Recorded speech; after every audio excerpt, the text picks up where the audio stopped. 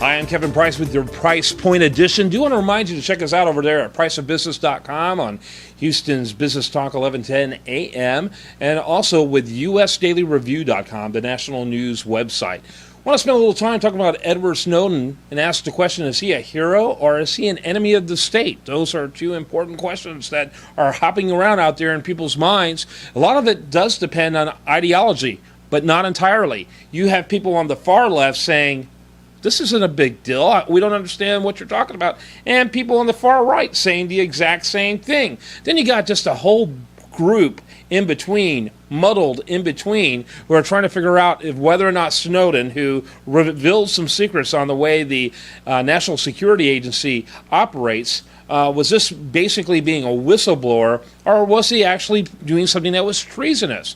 And that group that mix in between, there's this one group who consistently always believes that the government is going too far when it comes to our civil liberties. And they don't care who's doing it, they're always opposed to it. And to a certain extent, that group resonates with me probably more than most of the other groups.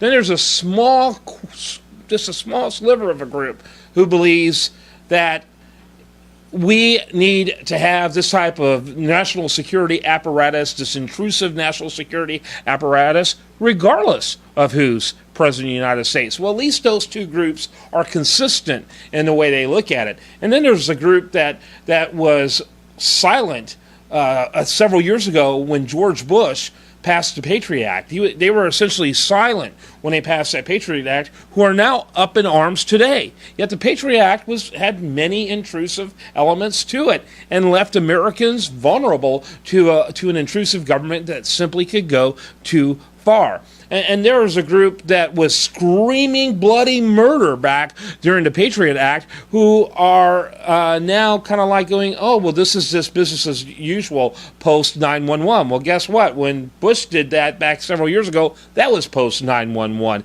But there's this inconsistency there. The bottom line, we as a nation need to decide what we're going to do when it comes to our civil liberties. There's been a period in my history, my political history, where I've always gravitated towards national security being one of the first and foremost issues of our government.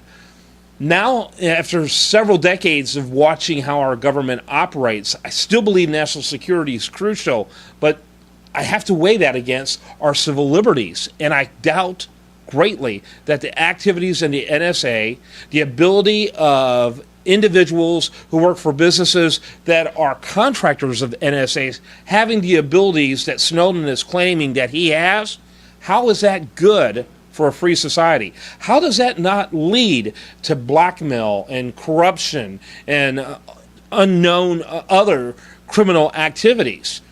Benjamin Franklin may have put it best when he said back in his time that anyone who would trade a little bit of liberty for some security deserve neither.